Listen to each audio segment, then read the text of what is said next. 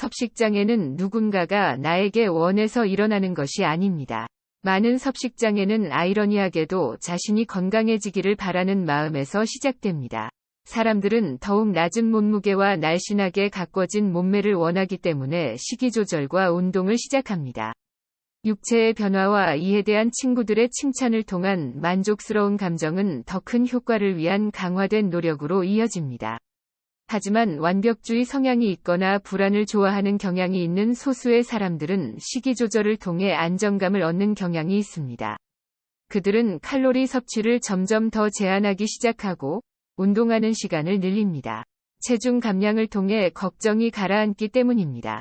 그러나 다이어트 과정에서 겪는 과한 영양 결핍 상태는 신진대사와 뇌 활동의 변화를 일으켜 자연스러운 흥분 상태를 발생시키고 이는 섭식장애의 시작이 됩니다.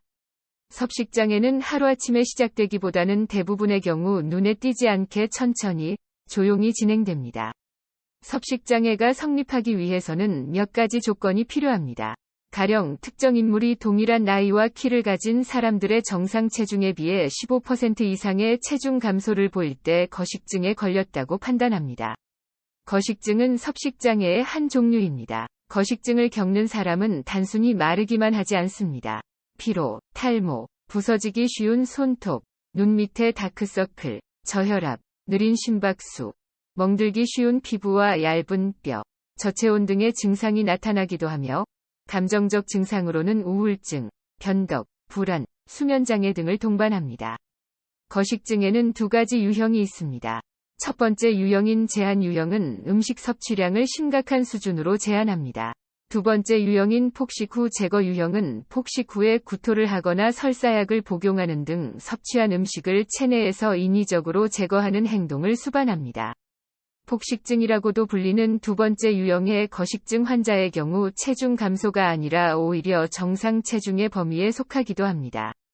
또한 두 번째 유형의 거식증 환자의 경우에는 먹고 토하는 방식으로 섭취한 열량을 제거하는 것이 아니라 운동에 집착을 보이는 사람도 있습니다.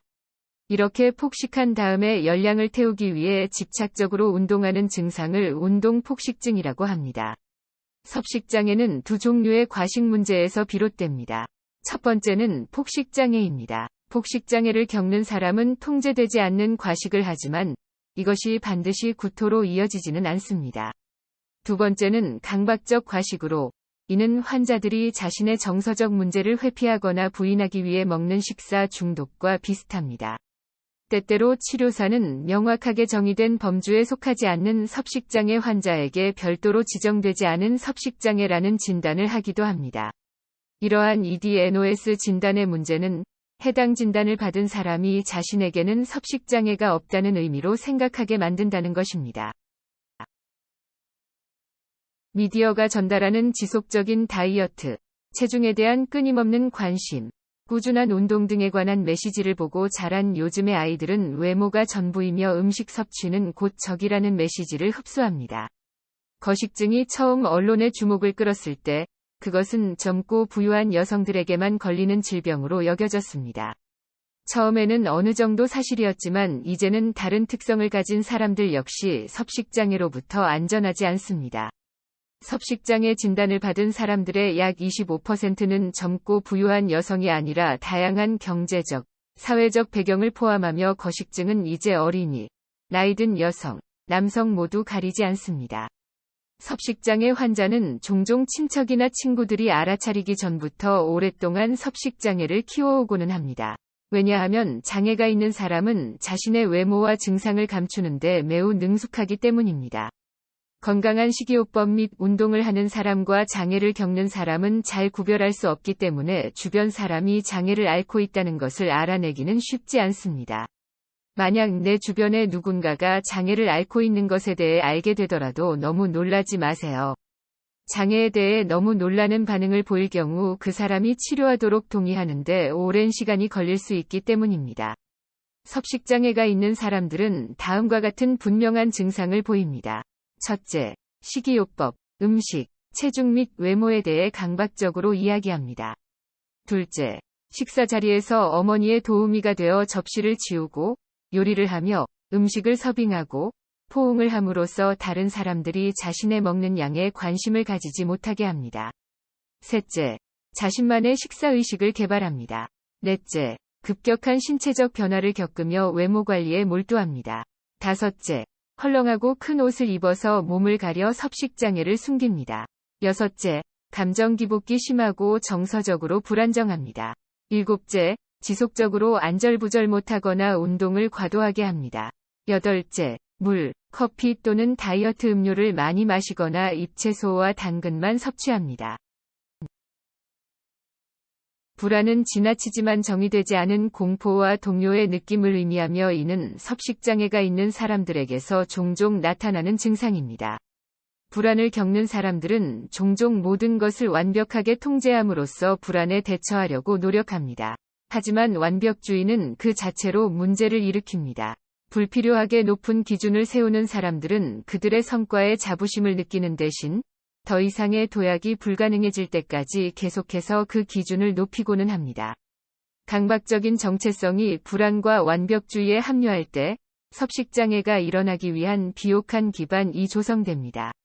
완벽주의자들이 불안함을 느끼면 오직 먹는 것이 그들이 절대적으로 통제할 수 있는 영역이라고 생각하게 됩니다. 강박장애는 불안에서 비롯될 수 있는 또 다른 심리적 문제입니다. 강박장애를 가진 모든 환자들이 섭식장애를 겪는 것은 아니지만 섭식장애 환자들은 거의 항상 강박적인 성격을 가지고 있으며 사회적 정체성이 덜 발달한 경우도 존재합니다. 이때 섭식장애는 그들의 정체성이 되고 강박적인 행동의 뿌리가 됩니다.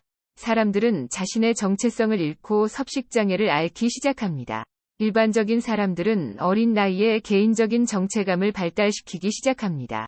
하지만 섭식장애가 있는 사람들은 종종 이 발달 단계를 놓쳐 자신의 정체성을 확인하는 능력이 떨어집니다. 그들은 스스로 잘하고 있다는 것을 알기 위해 긍정적인 강화와 스인을 필요로 합니다. 하지만 거짓된 정체성은 지속적인 강화를 요구하기 때문에 타인이 거짓된 정체성에 대해 눈치를 챌까봐 불안한 마음이 들기도 합니다. 이러한 불안은 섭식장애를 일으키고 다시 하나의 새로운 정체성이 됩니다.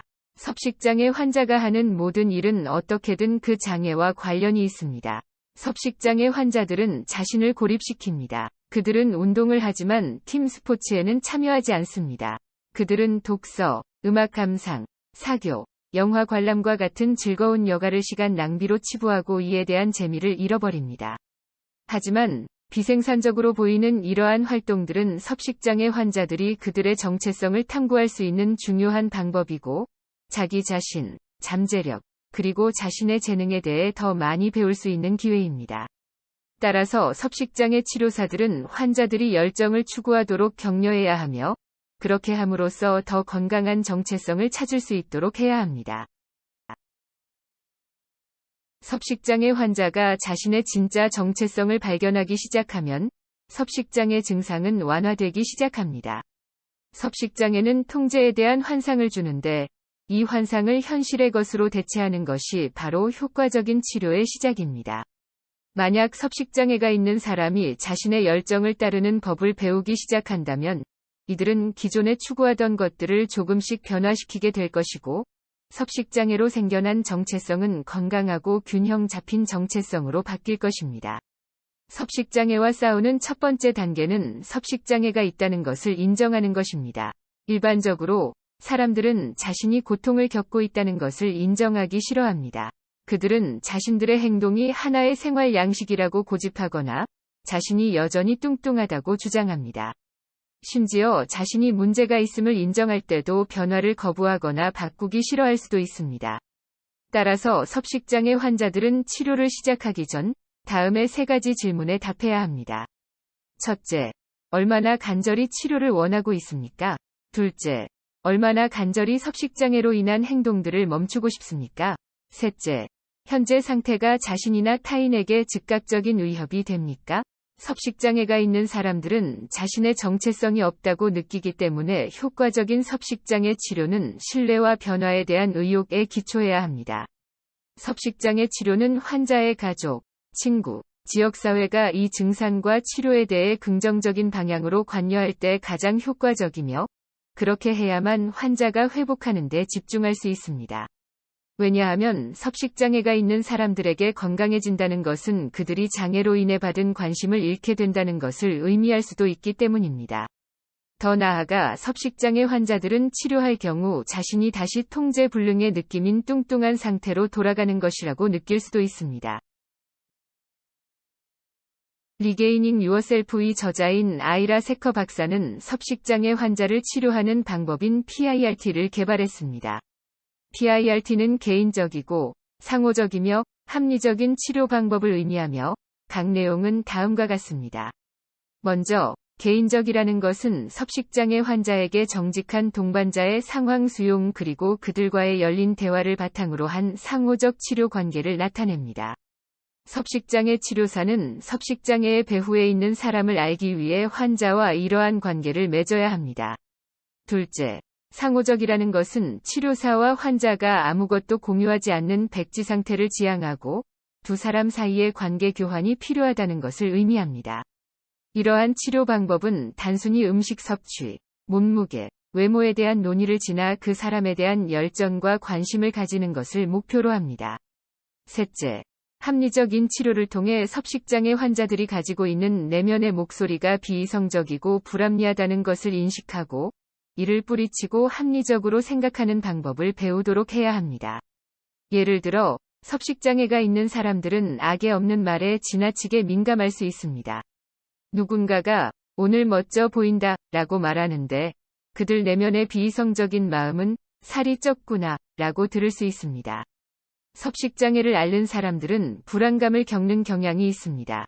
따라서 불안에서 벗어나 이성을 찾는 법을 배우는 것도 반드시 해결해야 하는 문제입니다.